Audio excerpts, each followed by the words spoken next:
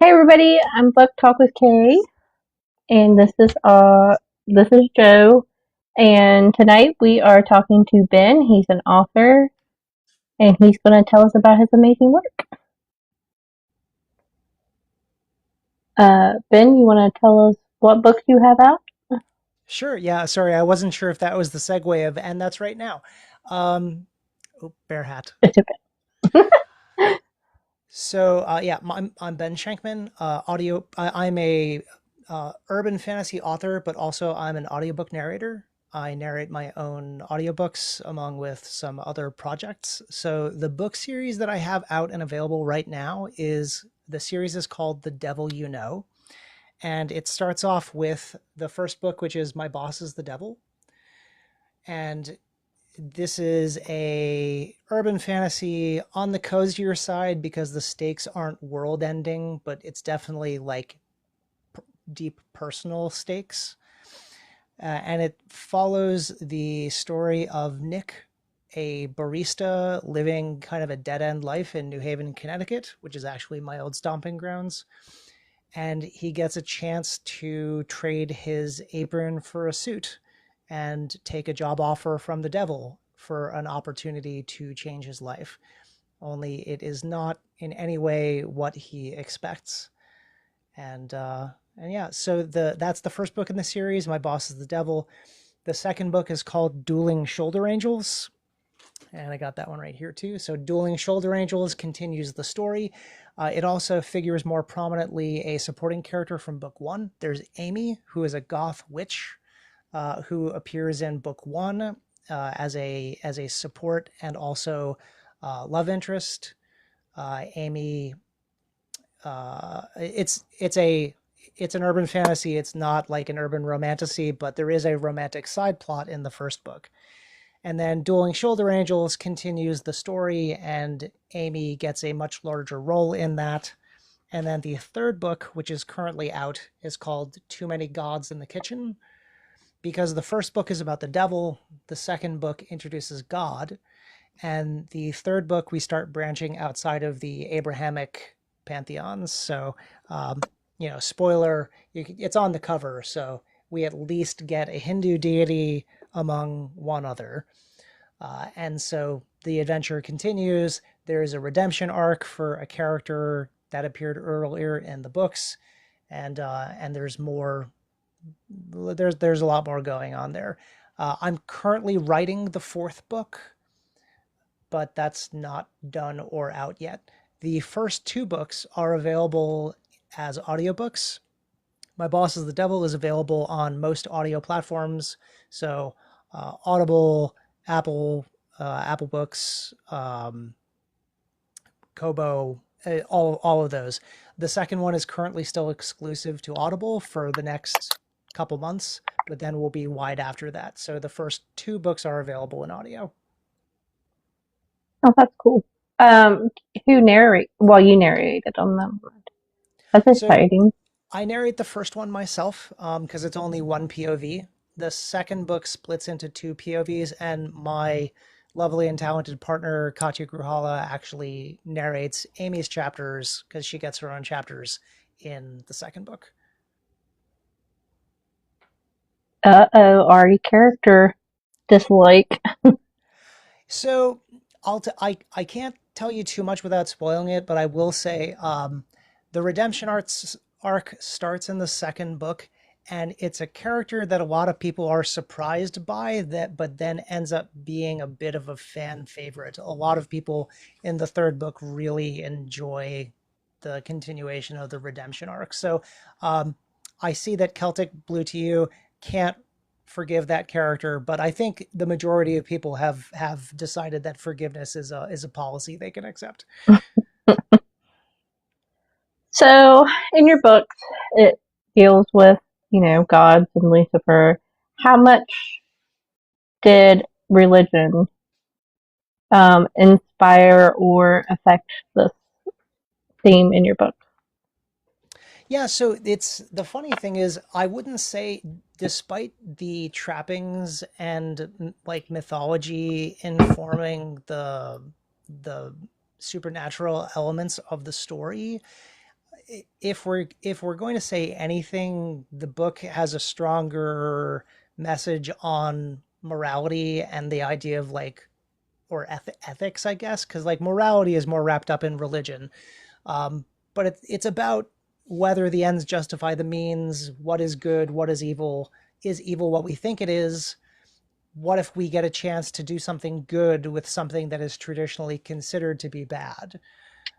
So it uses the framework of the like Christian mythos, so God and the devil, but it definitely turns it on its head and plays with it.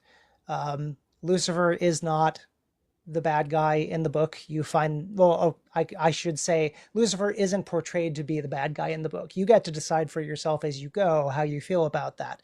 But I wrote the original draft of this well before the TV show Lucifer, so it is a charismatic Thank you. devil. So uh, but yeah, religion doesn't really play a big part in it other than giving me the framework to kind of play within. Well, and if you've watched the TV show, it's kind of like that too. Like, yes, there are angels, or and there is God, but like, it doesn't just focus on the religion part of it. It's Right. more about like is who Lucifer was to his core and his own trauma. So, hey guys, can you share a moment from your personal life that inspired a scene or character in this book? Oh my goodness. So, well, you know how we write books and we say that not every character is a self-insert, except it's all kind of a bit of a self-insert as well as therapy. So Nick Nick isn't me, but Nick is kind of everyone. So as the main character of the book, I was working what I felt was a dead end job when I started writing the book. And actually, the idea that came to me was, man, I hate doing this. What would happen if I got a job? Like, what if Satan showed up one day and offered me a job, and would I take it? And other than the answer being yes, uh, that kind of was the genesis of the whole thing. So Mm-hmm. it, scenes from my own life, walking through a sterile office building was definitely part of the impetus of some of the scenes that are in the book. It takes place in New Haven, Connecticut, in an area that I used to live in.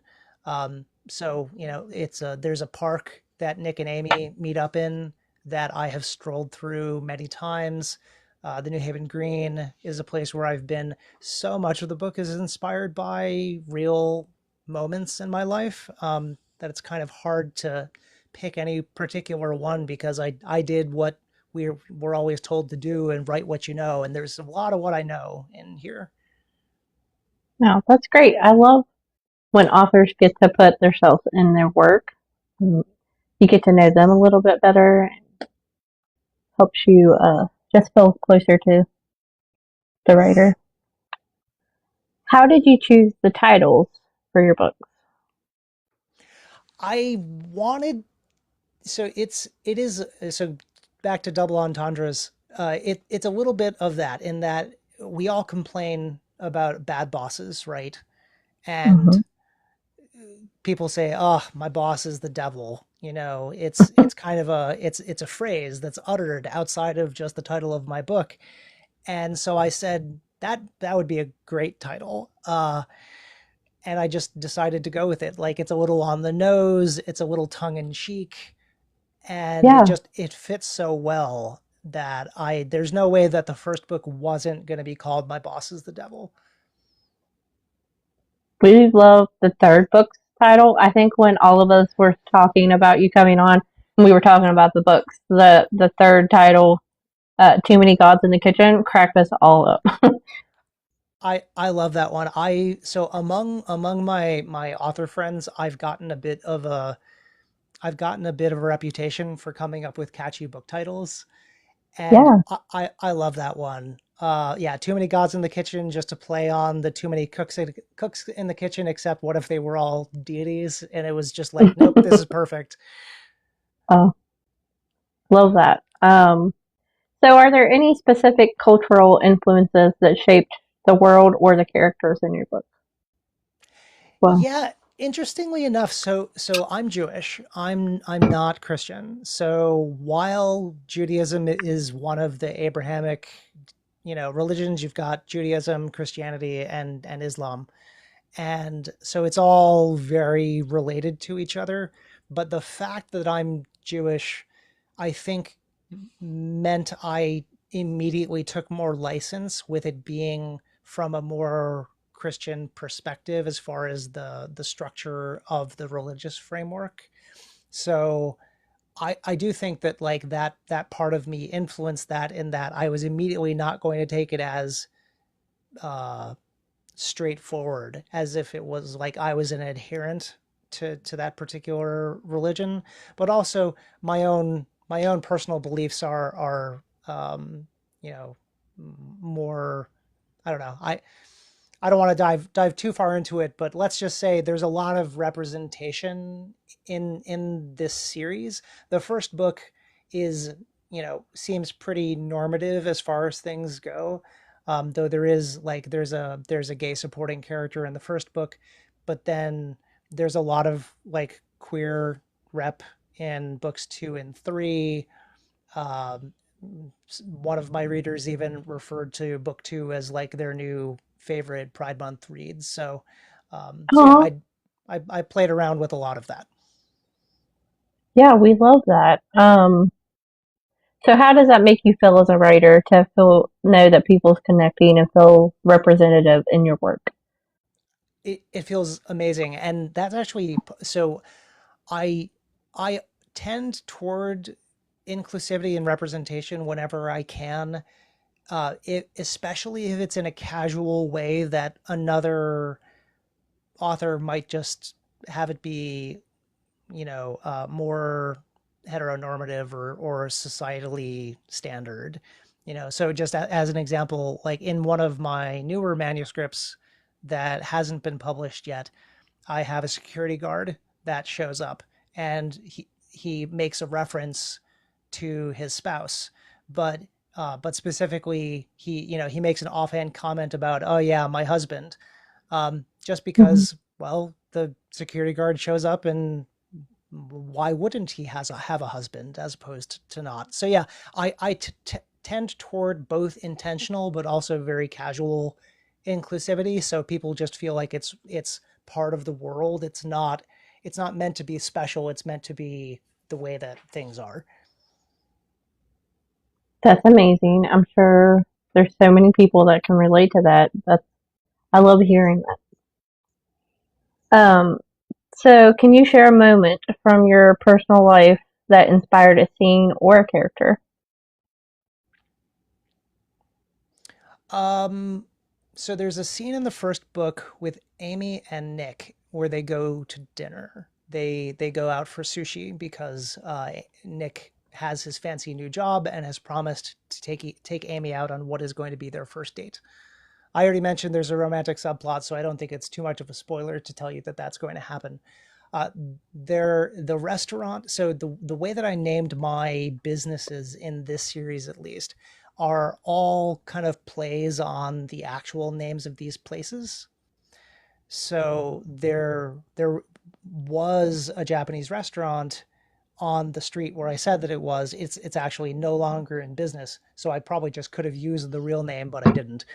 Uh, and they go there for dinner and they order the sushi boat, because when I was living there, the one thing I always wanted to do but couldn't afford because I was like a poor college student at the time is I wanted to go to that restaurant and order a sushi boat. Well, that's sad it's not there anymore, but Yeah, I mean, I've had sushi boats since then, so like the good news is some dreams do come true, but it's one of those like funny little. It's almost too the loss. mundane, and yet it's like it's a very real moment that shows up in the book. Oh. What was the most challenging scene for you to write? The most challenging scene. Yeah. Mm. So I don't think I can. So let me see if I can talk around it because the most challenging scene or scenes to write have mostly to do with the antagonist. And a lot of that has to do with things that are kind of spoilery to talk about. But I'll just say there's a confrontation probably I don't know midway through the book that was challenging to write because it I feel like it walks the fine line between being overly aggressive while it's that is it too aggressive, is it not aggressive enough, is the reader going to believe that these are genuine emotions, or is it too heavy-handed? And I think I walked that line enough, but I'd say that like that was one of the more challenging ones, especially because like it wasn't a climax scene. It's not when all barrels are fired and this is kind of what we expect to get. It's like middle ground. So you want it to be Hmm. dramatic, but not too dramatic because then it's how much of the scenery do you want them to chew? You can't have them chew all of the scenery because then it's not realistic. Yeah. Well, how do you overcome that as a writer? Like, how do you get past that, and how do you find that fine line? I mean, to an extent, you just kind of have to see how you write it. You do your best to write it and see how it goes, and you have to, back to the things that are inspired by real life or your experience. Um, one of the questions is, does this feel real to me? It doesn't mean that in the end it's going to feel real to the reader, but like you have to start with, does this feel real to me? But then the good news is I also have of people who are involved in the writing process where after I've written a scene and I think that it's good, I know that it's going to go through like alpha and beta readers who are going to tell me, that didn't really land right. So you do your best. You make sure that it feels good enough to you. It doesn't have to be perfect, uh, but then definitely take the feedback from people who do read it, because even if I feel that it's right, if it doesn't land for a reader and I get that feedback during like beta, then I should Hmm. take it. Celtic said aggressive alpha and beta readers. Um,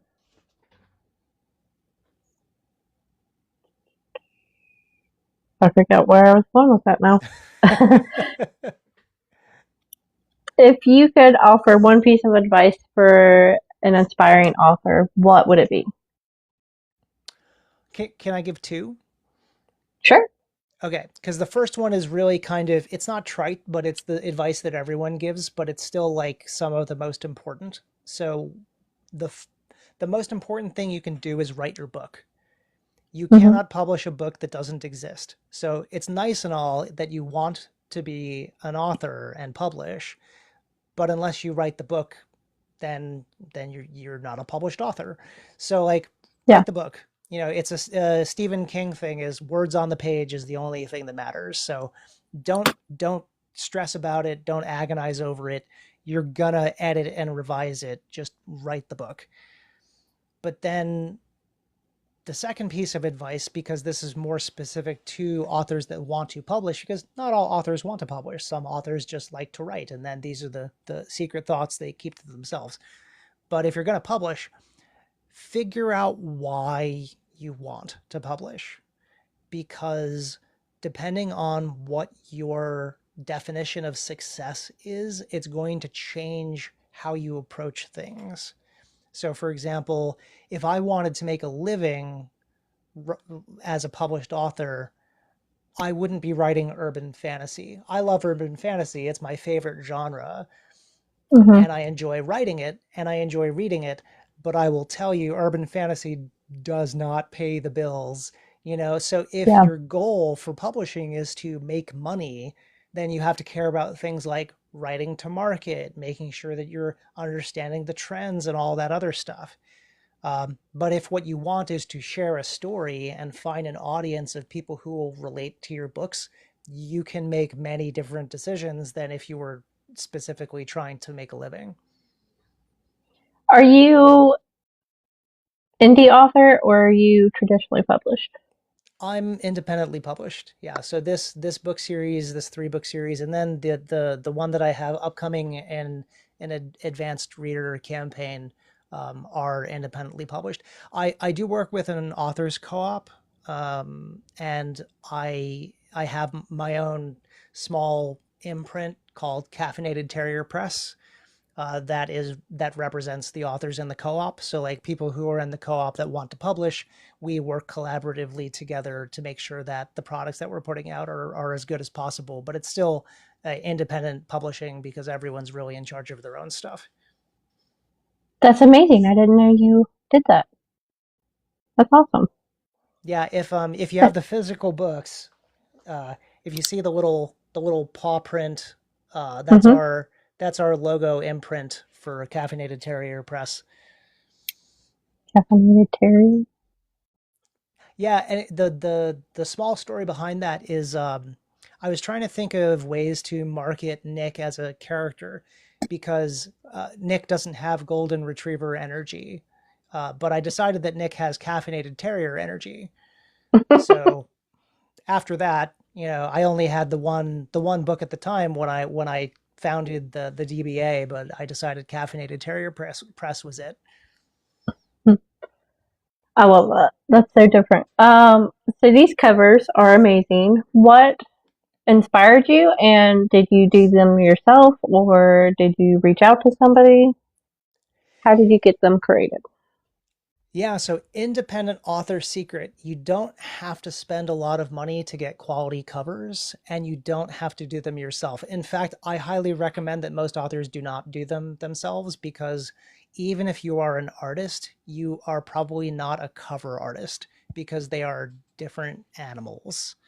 I know plenty of artists that have tried to do book covers and have not done a fantastic job just because, like, the norms of design and what works for book covers versus what works for other media may not translate. Um, I go through a budget design company called Get Covers. It's getcovers.com. They are the budget arm of Miblart or Mibleart or however it is that you say that one, which is a Ukrainian company. Uh, Oh, all humans. No AI is used in their projects because that's not something I would support. hmm. And they did all 3 of these covers. The inspiration for the first cover is like this little clip art thing that I did at the very beginning, which was like, the like a restroom like stick figure man. Hmm. Um, I thought of it as like I basically took one of those, put devil horns on it, and had him carrying a briefcase. And I was like, this is like kind of the vibe that I'm going for. And then when you work with a cover designer, you have to share a concept. You say, okay, I'm thinking Hmm. these things, and then they're going to do some sort of mock-up or draft of how do you feel about this. The nice thing about Get Covers is you can do unlimited revisions Hmm. because you're going to need them, uh, because it is, you get what you pay for in that it is inexpensive, but what you save in money you have to invest in making sure that the cover is exactly the way that you want it. That Because makes sense. I will tell you these covers, especially My Boss is the Devil. The very first cover that they sent me was absolutely nothing like this, and I said, Really. okay, don't do this. But then I found like 3 different urban fantasy covers that had kind of that silhouette thing going on the front of it. Hmm. And I said, like this, only like a dude in a suit with the devil behind him. And then they came back with like the first version of this. And then like 16 revisions later, I had this cover. Well, I think you made a good choice. It's definitely eye catching and um, draws you in. Yeah, thank you. And like they look on a shelf, like they look real good together. What the what made you decide on those colors? Like, um, Okay, I guess the so first one, the devil, but yeah, I mean, yeah, the first one was going to be red because I, yeah. I I thought that that was going to work the best. But yeah, the ironically, If I say green velvet millennial couch, do you know what I'm talking about? Green velvet. No. Yes, they're so beautiful. I love them actually. So my partner Kat, who Gonna um, look. the original character of Amy was not based on my partner Kat because I wrote this book, the original draft of this book well before that. However, Kat has become the current day inspiration for anything having to do with Amy, and my partner has the green velvet millennial couch, and because Amy Oh. that's Amy on the front cover of book two, and I said, you know what would be great is and Amy in book two has a green velvet millennial couch. So I was like, all right, let's see how this second cover looks in this kind of emeraldy green, and it worked really well. Yeah. And then the third book was either going to be blue or yellow. So like apparently my brain wants it to be like RGBY, and so I had the red and I had the green, and then the next one was either going to be blue or like gold. And so I had the designers try it with both, and the gold, and especially with like the nod to the Hindu deities that are on there, is Hmm. like the color was perfect. I will give you a sneak preview in that I already have the cover for the fourth book, Ooh, and the fourth book is blue. blue. Yeah, Well, that's awesome. They're beautiful. thank you. So, how do you approach revisions and editing? Yeah, I hate them. So I just to put that out there, there's almost zero dopamine that you get from like editing and revising like you do from creating, you know. So it's a slog. Like there's no two ways about it. Um, I tend to draft pretty clean. I have been blessed uh, with an alpha reader that helps keep me honest through the writing process. In fact, they're not just an alpha reader, they're like a read along. As I write chapters, they read the chapters and then tell me that I owe them more chapters. And so I draft really clean in that once I have a draft of a book done, step one is I don't touch it for like probably a week or two. If I'm going to have another alpha reader or two, I'll usually ship it off to them like right then, because like my alpha Hmm. readers understand that other than like a base level spell check, like they're getting it as fresh off the press as possible, because I don't want to start doing like heavy edits or revisions if someone's going to find a plot hole that I need to go like fill. Hmm. So it's pretty much draft, alpha, then I'll do any necessary revisions and then like a significant line edit for myself. I also have like two Microsoft Word macros that I use that highlight junk and filter words so that as I'm going through the line edit, I'm also like revising word choice and sentences. And I do use I use like the grammar portion of Pro Writing Aid to make sure I'm not using too much passive voice or gerunds and things like that. So like that's all part of that line edit process. Then it'll go to beta reads, which I have a couple pretty faithful beta readers, and after that, I have a professional editor, Catherine McIntyre, that I work with, who fixes the rest of my mistakes that I have missed, and that's mostly it. How many alpha readers do you usually have? Usually, like maybe two or three at the most. Though at this point, like my alpha and beta reads are really blurry, like the difference between the two. Um, just seems to be the case that like alpha and beta read isn't really very different other than me going through with some line editing which changes some word choices, but overall the story's the same. Can you share a behind the scenes anecdote or interesting fact about the creation of your book? Ooh, interesting behind the scenes anecdote.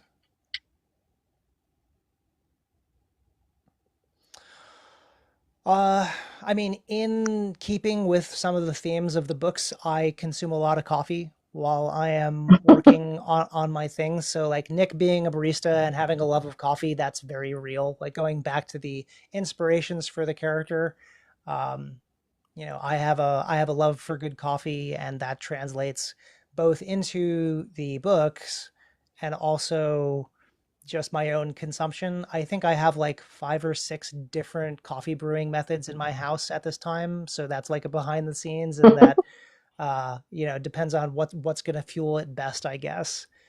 Um, I also have a 20-pound Maine Coon cat that occasionally will deign to keep Ooh. me company while I'm working on stuff. Yeah. So in the first book, there's a Maine Coon cat called Odin, and I feel like it was like a premonition because I drafted that book well before I had my Maine Coon cat, but like again, in that I have a modern day representation of Odin in my current fluffy Maine Coon cat. That's adorable. You just manifested a cat. Yeah, I wrote about it, and he just showed up one day, like 10 years later. So, if there's one thing that you hope readers take away from your series, what do you hope that is? If I had to pick one thing, I hope they laugh.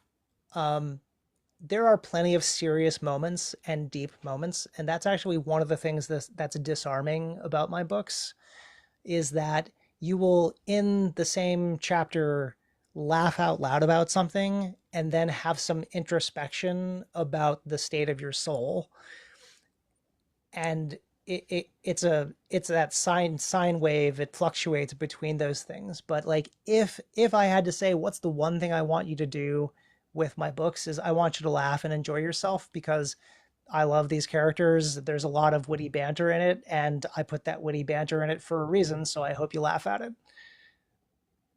Well, they sound amazing. Um, Celtic says the sarcasm is the best part. There's plenty of sarcasm. So, do you have any teasers for your upcoming work or the next book? Yes. Okay, so a couple different things. Number one, if you want to get a taste for my writing and an introduction to The Devil You Know, on my website, if you sign up for my newsletter, you will be delivered a short story called The Thief of Joy, which is a short story about how Nick got in the crosshairs of the devil in the first place. Oh, Uh, it has a really neat character in it um, that could at some point inspire a full prequel because I think his ooh, the character's name is Frank, and I like him enough that like I might write a prequel about him at some point. But the short story is an introduction to the world, so like that's a freebie. You can get it for signing up at my newsletter, and it's a fun short story. As far as upcoming projects, the next book that I am looking to publish is called Let Sleeping Gods Lie, and it is not part of The Devil You Know. It is in fact either a standalone or a series starter. Either way, like it wraps. I don't do cliffhangers. I will do teasers about the next thing that could be coming, but all of the biggest plot points in the books wrap up within the book itself because I don't like when that happens to me, so I don't do that to other yes. people. So Let Sleeping Gods Lie is like a new thing. It is a different magic system. It is uh this is the only time I liken myself to Stephen King. So Stephen King's got Maine, I've got New Haven, Connecticut. So far, all of my books take place in New Haven because it's a big enough and interesting enough city that it has enough room for multiple kind of alternate realities. So Let Sleeping Gods Lie happens at a different version of New Haven than The Devil You Know. It's focused on indigenous myth because Hmm. Connecticut has a rich indigenous history and current culture. There's the Mashantucket Pequots, the Mohegans, the Golden Hill Pogussets, and specifically New Haven was the ancestral home of a tribe called the Quinnipiac, which is one of the Algonquin tribes. And so Let Sleeping Gods Lie is loosely inspired by one of the Quinnipiac myths. So that's currently in advanced reader copies are out for that. So I have an ARC team, but I also do ARCs through Booksprout and Book Sirens. So if you're on either of those sites, you're welcome to check it out. If you want to do ARCs, you can also sign up with me directly on my website, and then I will send you a link. If you want to ARC read for me, just get in touch with me because Book Sirens charges me a couple bucks for every reader they find. But if I've found you, I can just send you a link for you to sign up. So Oh, that's cool. so ARCs are out for that. So there are people in the wild reading it, getting ready for dropping reviews, hopefully by like mid to the end of October.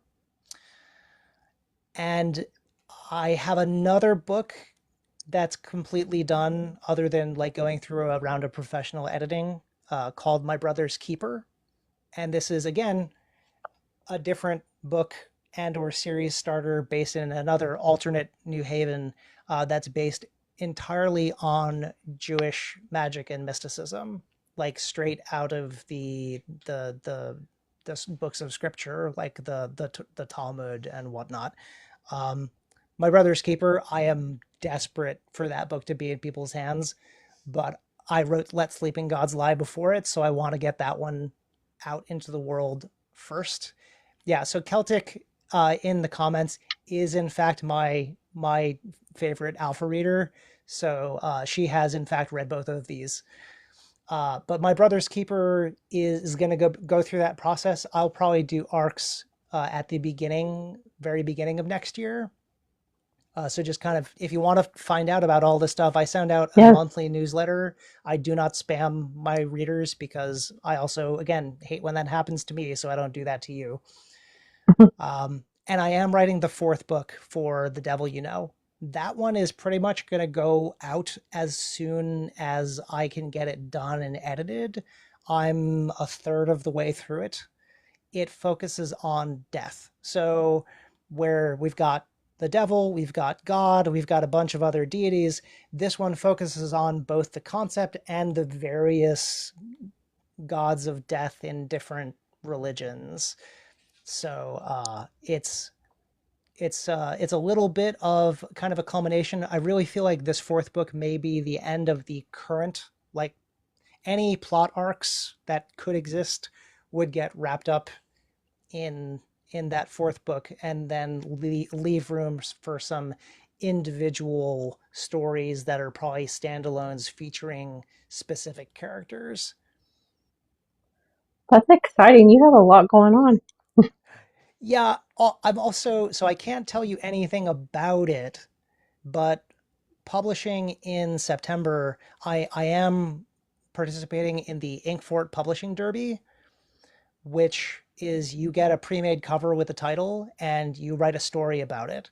And I can't say anything about it because it's a no-spend event. All I can do is promote the event itself. So everyone Mhm. should check out the Inkfort Publishing Derby Okay. and be on the lookout for the eventual reveal where I tell you which book is mine. Well, that's exciting. What, that's in September? Yep.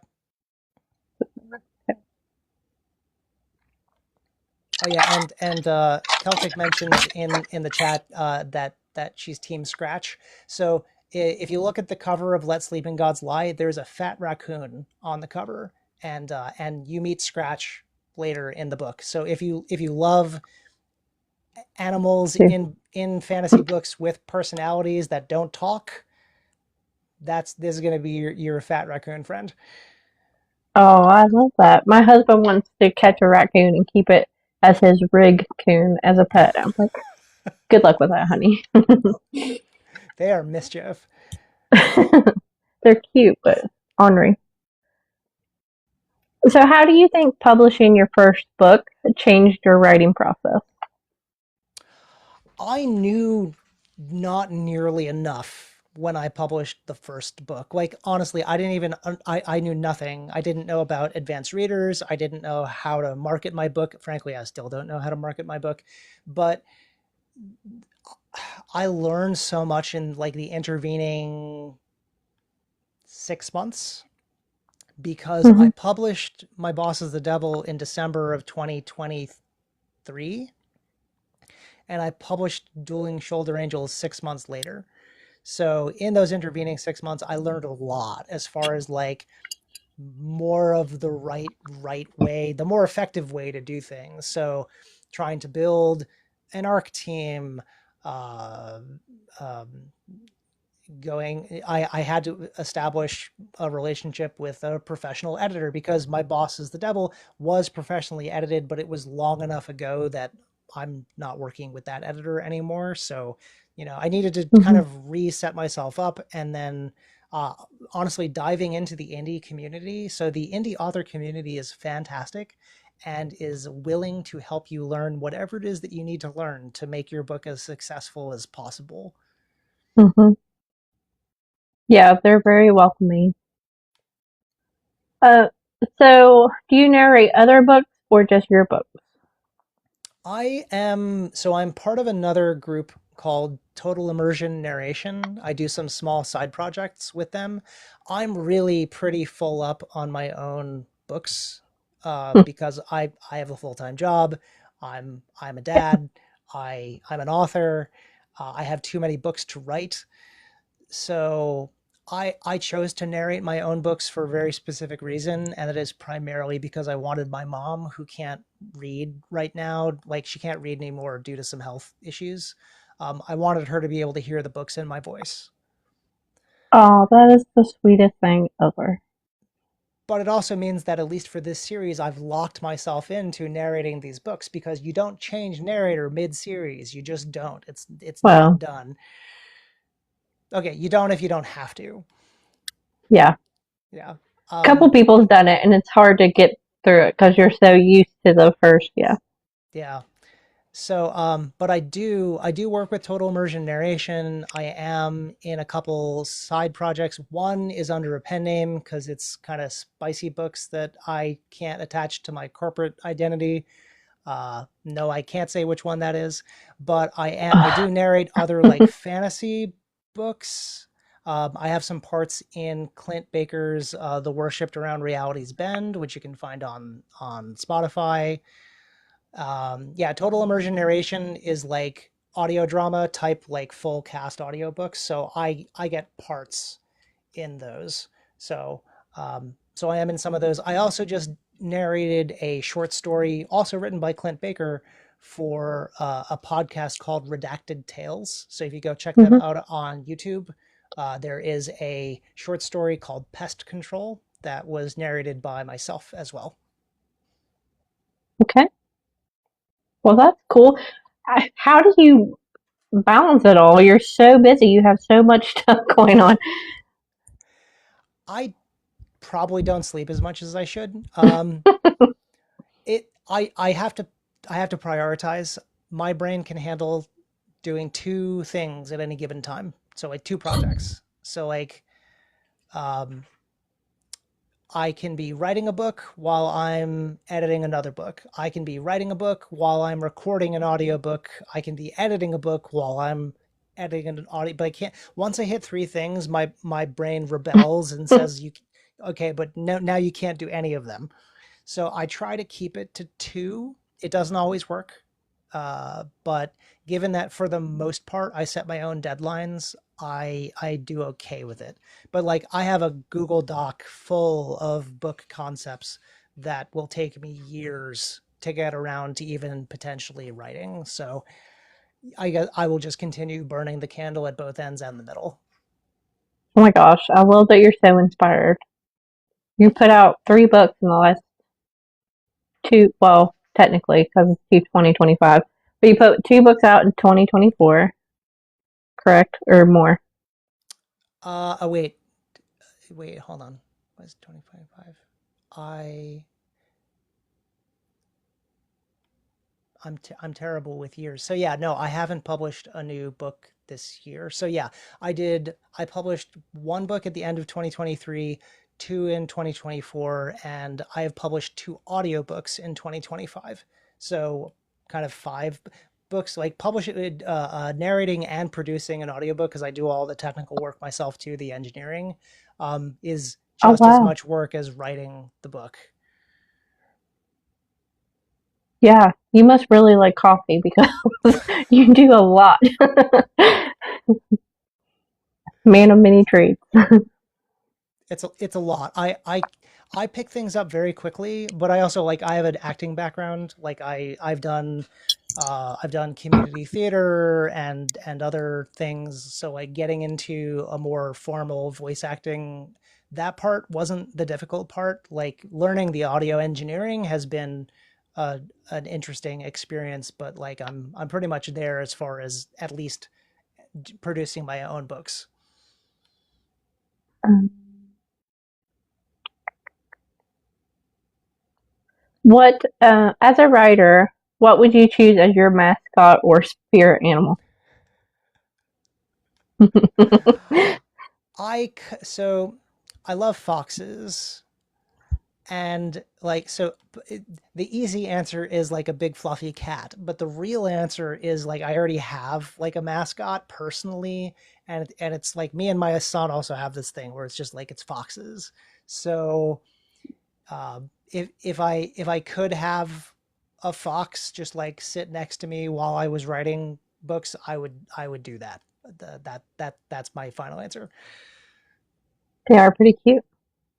But I'm pretty sure that's what got my chickens the other day, so I'm mad at a fox right now. Um, Yeah. what? So in your books, Nick has to answer a big question. Would he change his life or take a job? What do you think the most significant moral dilemma in today's time is? Do you want like the short answer or the long answer? Um, so the if we're gonna talk about like ethics, because again, like morality is usually more religious based. Ethics, Religious, like yes. yeah, even people who are atheists can agree that like ethics are a thing. So like ethics are just like morals stripped of God telling you whether or not it's a good idea or not. So like we have a ton of giant ethical dilemmas right now, and like I'm not going to sugarcoat it. So let me try to at least bring this around to some of my identity. Like uh, so I'm as I said, I'm Jewish. I have not felt this uncomfortable being Jewish in the United States uh, in the past X number of years.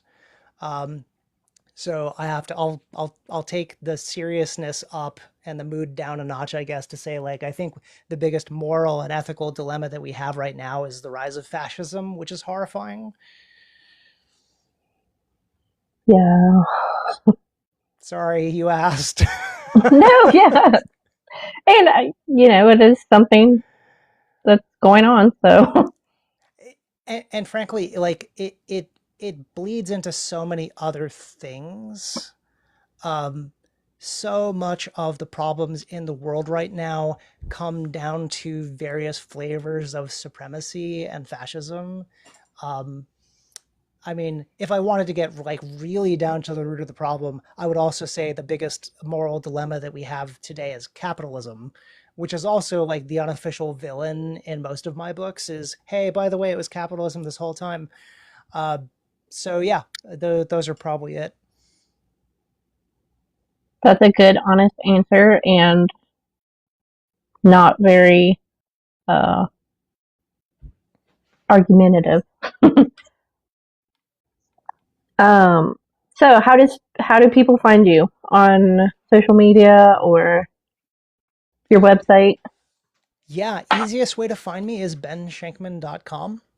Uh, you can find me here, obviously. If you go to wherever the inks are, because you can't say words anymore, I guess.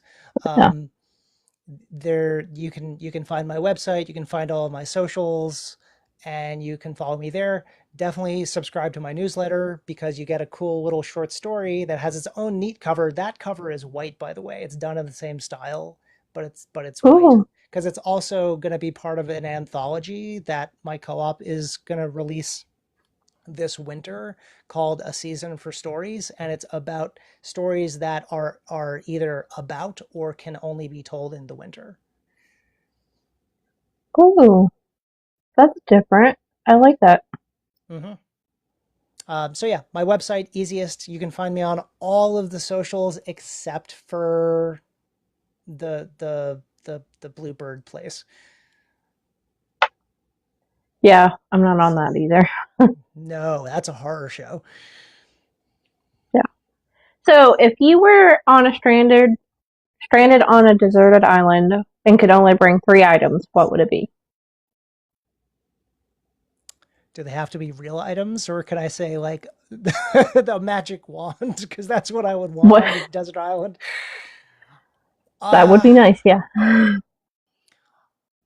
I would, let's just say, like, obviously, the whole idea is you can't just say something that would get me off this desert island. So if I was stranded on a desert island and had to bring things with me for while I was stuck on that island, I would probably say an e-ink reader and a solar charger, Smart. and then some form of like farming, basically some ability to grow my own food. Like I can't just say a replicator like in Star Trek that's going to make food for me, but like, I would say yeah, an e-ink reader, a solar charger, and a desalinator for having fresh water. That's smart. A lot of people forget about like necessities. They just like 3 of their favorite things. Yeah, three of your favorite things that will not keep you alive for the week that you need before you can catch fish and weave rope. Yeah. If you could be any fictional character, who would it be and why? Uh, I mean, I've got my pat answer for like if you could have a superpower, like I would prefer to be uh immortal and invulnerable. So I would pick one of like the cornucopia of fictional characters that meets those criteria. That isn't like too terribly beset upon. Like I don't want to be Wolverine. He's functionally immortal, but like man, that guy's life is complicated. Yeah. So yeah, I don't have a character that I would pick specifically, but like in that vein. Smart. If you could time travel to any era, where would you go? Um, Time travel to any era, where would I go?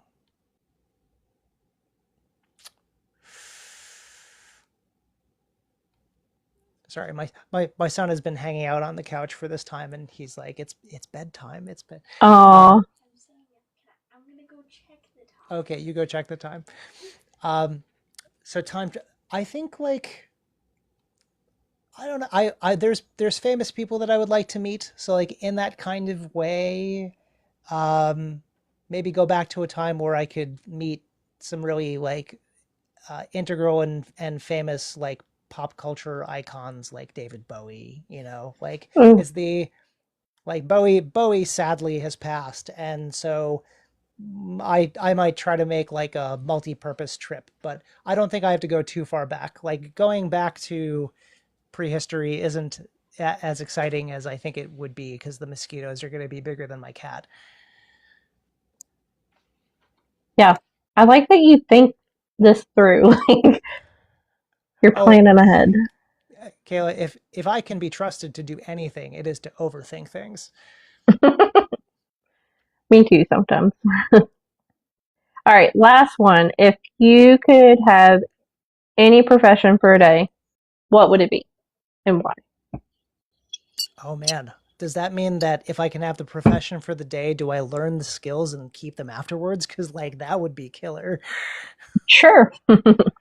Ooh. Um, I would be. I've always wanted to like do gymnastics or parkour.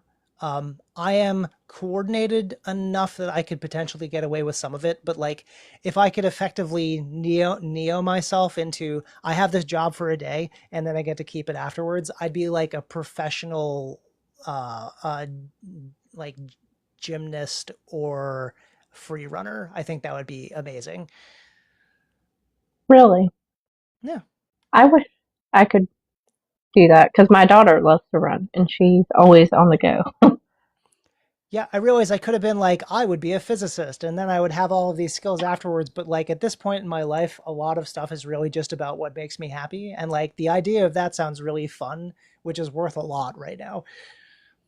Oh, well, that was a good answer and different. I like that a lot. I would have never thought of that. I would think like I would like to be a marine biologist or something. So I like Yeah, that you put your heart into it. I have a corporate job. Like I have an undergraduate degree. I have a graduate degree. Like not necessarily in the sciences, though. Like I have an associate's in nuclear engineering. So like it, I, I've got the professional jobby job. So the idea of having like a job for a day, my brain immediately goes to things that are not that. That makes sense. Um, well, he has a fire. Oh Oh, yeah, I've been a semi-professional like fire dancer for 15 years. I have a fire troupe called Hubris. Ben, what can you not do? Like you're, you can do everything. That I mean, we're just scratching the surface. I could like start rattling off the random hobbies that I have, but yeah, I've been just hyper focused on writing and narrating for the past couple years. It sounds like it, Celtic. All the cool things. I've never met anybody that had a fire troop. So how do you get into that? It's long She said story that was the short. last one, Yeah, but one Sorry, more. but It's my but one so more. long story short, my friend Andy, um, how many years ago now was it? More than 20 years ago. So I am either older than you think or as old as you think. I can't tell.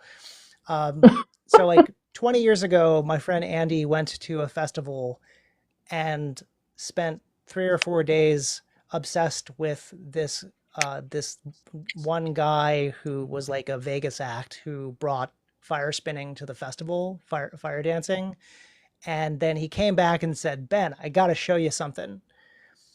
And that was it. After that, I started learning, and then eventually I started teaching and formed a troupe, and we've been performing. Not like we've been performing consistently, though not necessarily a whole lot. Again, it wasn't anything that we made money on, but we've been in business for like 15 years. that's amazing, So, yeah, so much, so much. You're such a cool person. Thank right? you. Yeah, such a cool person. So busy, and you have goals and deadlines, and you meet them, and you take care of your mama, and it's all good stuff. Yeah, I do my best. for sure. Well, Ben, it was a pleasure meeting you and getting to talk. Hopefully, we can do it again sometime. You sound amazing. It was been so much fun. Thank you. You guys make Yeah. sure to follow him and check out his website and get his books and review his books. Yeah, please do. And thank you. It's been an absolute pleasure. I will come back anytime. Oh, thank you. Yay! Sounds good. Go put your boy to bed. Will do. Yeah. All Thank you. right. Bye, guys. Thank Good you. night.